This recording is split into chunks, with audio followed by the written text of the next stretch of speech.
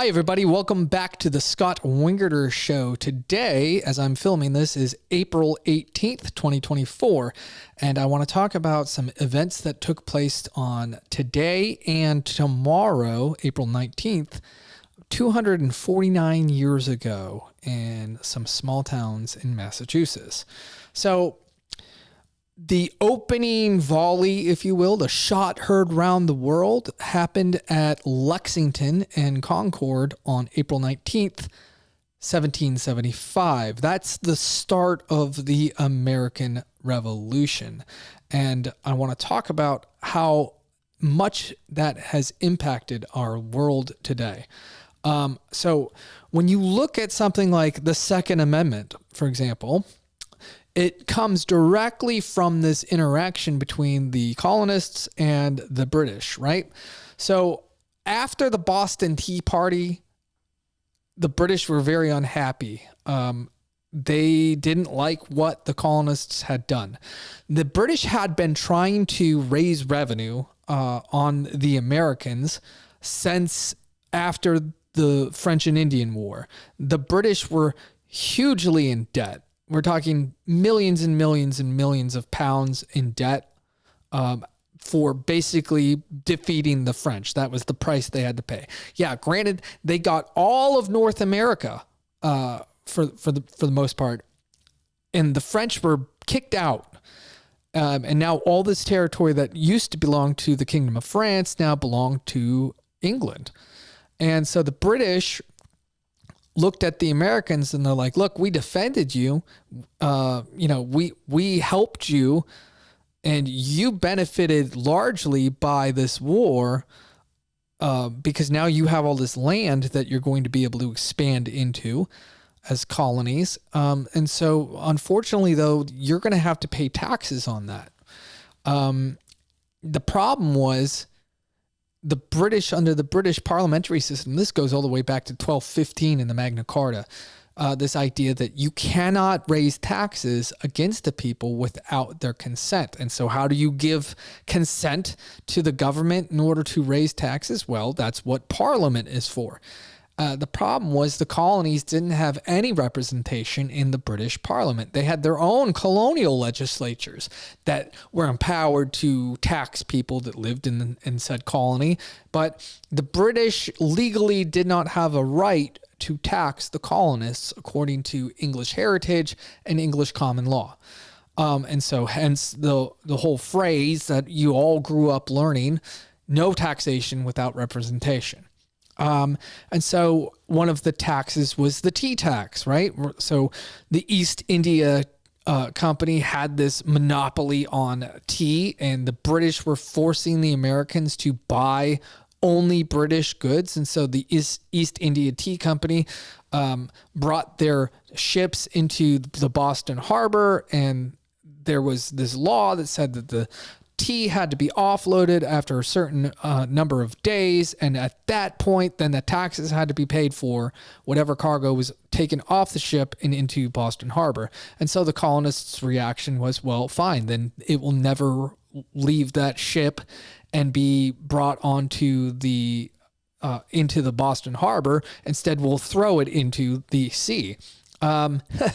So millions of dollars in modern day money worth of tea was smashed and thrown into the Boston Harbor, and the British did not like that. And so the British Parliament passed these things called the Intolerable Acts, where they shut down Boston Harbor and said, unless you pay for the price of the tea, then you can't have the harbor open. Of course, that was a stupid idea because Boston made money off of the harbor. And so if the harbor shut down, how are they going to raise the revenue to pay for the tea? And you can't open the harbor until the tea's paid for. What? That would be like me, like a judge fining somebody and imprisoning them and saying, okay, I understand you get a paycheck from your job, but you're not going to get out of jail until you can pay the fine, and you're going to be in jail. Well, I can't work when I'm in jail. How am I going to pay the fine? Oh, I guess you'll never get out of jail. Well, that was what the British decided they were going to do with the harbor. So all of this tension was building, especially in and around Boston. And one of the things that came along with the Intolerable Acts was getting rid of the colonial governor and installing General Thomas Gage as the provincial leader of Massachusetts.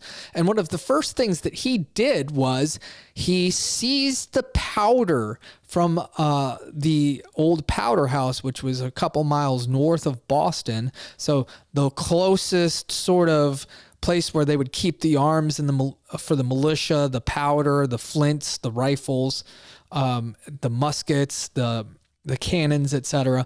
So he went and he stole the powder. And so this is what's referred to as the powder alarm. This happened on September 1st, 1774. Gage goes in and he steals the powder. He just sends a bunch of troops up and they seize it. They take it. And now Boston is basically defenseless and they don't have any gunpowder. And that alarmed the early leaders of, the Sons of Liberty, people like Sam Adams, John Hancock, Dr. Warren.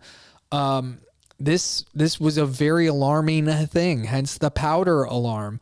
And so what they did was they implemented a new plan that would come to fruition on this day 249 years ago.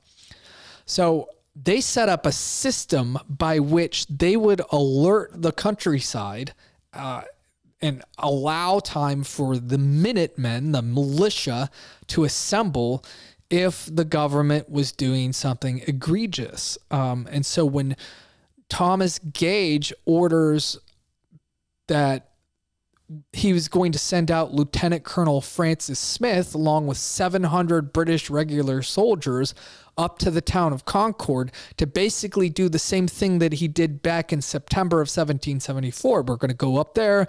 The British soldiers are going to go up there. They're going to steal and seize the weapons of the Massachusetts militia. They're going to take the powder, the cannons, the cannonballs, the weapons, anything that they have that could allow them to, from the Patriots' perspective, defend themselves, or from the British perspective, go into open rebellion. So we're going to send them up there.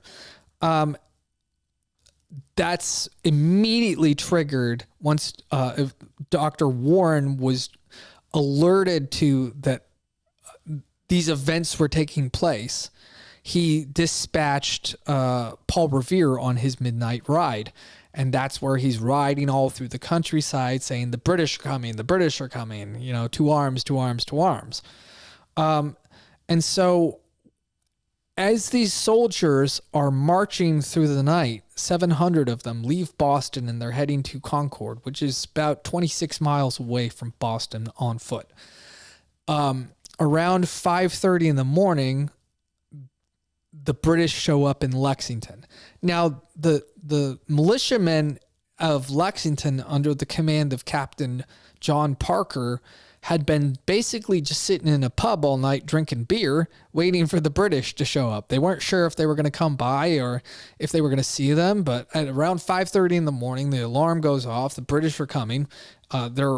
They square off with one another. And Captain Parker says, "Do not fire on them unless fired upon." We don't know who fired the first shot, but a volley of bullets starts flying towards the two lines. The British open fire, the Americans open fire. We don't know who opened fire first, but they both fire on each other. And the result was the British suffered one flesh wound. No one was killed. And the Americans lost 8 of the men of Lexington. And after that one shot and they lose 8 of their guys, the militiamen decide that they've had enough of that and they retreat. So the British soldiers then march onwards to Concord. The powder was kept in Concord, the target of where the British were heading. And they had to cross the Concord River. And the way to do that was the Old North Bridge. And so the Massachusetts militia basically make their stand at the Old North Bridge. And the river's not all that deep there, and so the British could cross it on foot. And so a battle breaks out, and the Americans actually win, which is unheard of because the British Army is the most well-disciplined, well-trained, well-equipped army in the world. They're literally a superpower. They had just defeated the French, back in 1763, the French surrender in the French and Indian War, or the 7 Years' War, depending on where you live. And so the idea that this ragtag group of farmers could actually defeat the British in battle was pretty stunning. So the British are in full retreat and panic mode because they're outgunned, they're outnumbered, and completely surrounded by the Massachusetts militia at this point. Now, farmers from all over the colony have heard what's going on and are making their way towards both Lexington and Concord. And the British are starting to run out of arms and ammunition, right? They're running low on powder. They're running low on balls and musket balls to fire back at the Americans. And so they tactically have to retreat. So the problem is they have 26 miles back to the safety of Boston in order to do it. And so they basically just sort of tuck tail and run, and they shoot. The Americans are shooting and firing at the British all 26 miles all the way back to Boston. One of the British soldiers was reported to have said that it felt like they had kicked a hornet's nest, and they were after them for the entire trip all the way back to Boston.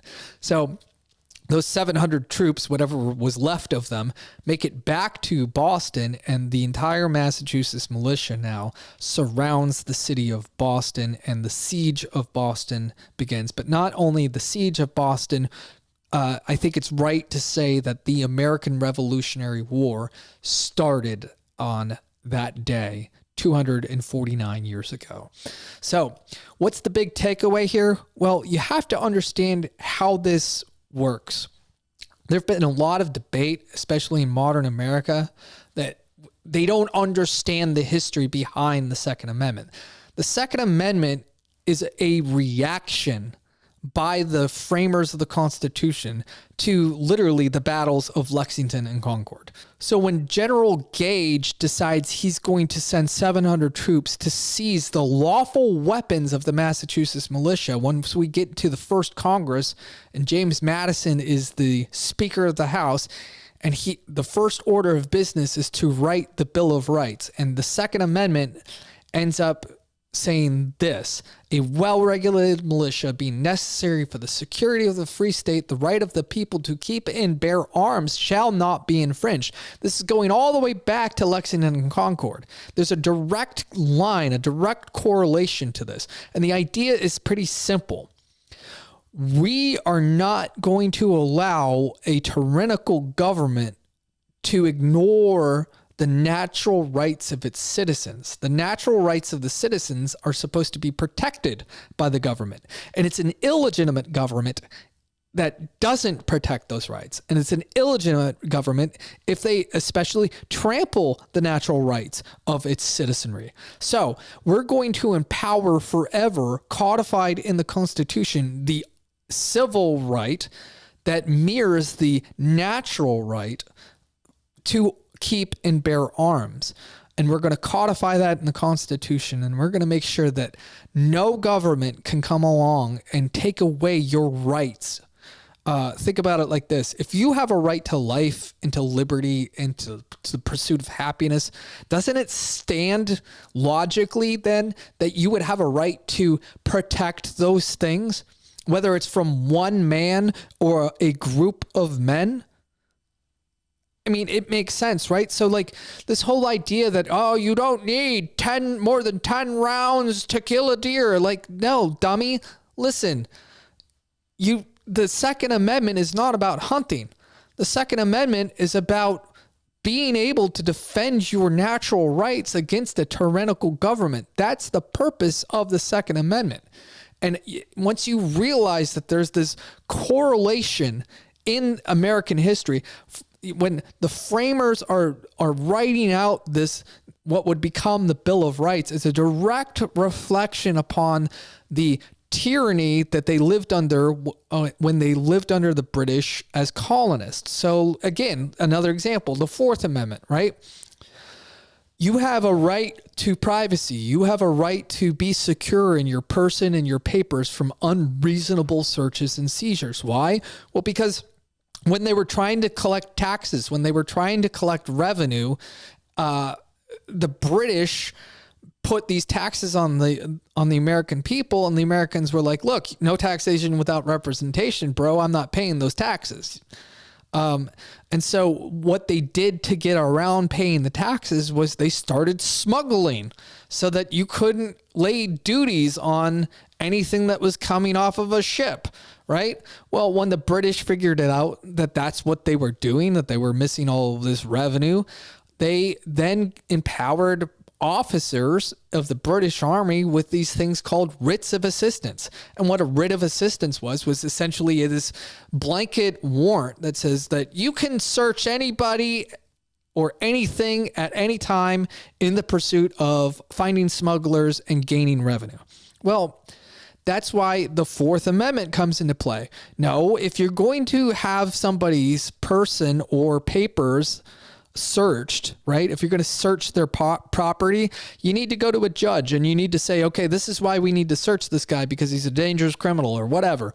And so you need to have a warrant issued, and in the warrant, it needs to spell out specifically who is supposed to be served the warrant, what is specifically supposed to be searched for, what, if anything, is supposed to be seized by the warrant. And that all has to be spelled out. That's what the Fourth Amendment says. So the Fourth Amendment's a reflection on the writs of assistance, just like the Second Amendment is a reflection and a reaction to the battles of Lexington and Concord. So I hope that this has helped explain some of the history and ideas behind why this stuff has come into being. It also blows out of the water all of the left's arguments against the Second Amendment, because when you put it into the context, the historical context as to why it actually occurred, and how the Second Amendment came into being, there is no debate. And so when General Gage sends 700 armed soldiers to seize the lawful weapons of the Massachusetts militia, we get the Second Amendment, a well-regulated militia being necessary for a free state. The right of the people to keep and bear arms shall not be infringed. I hope that helps. Thanks, guys.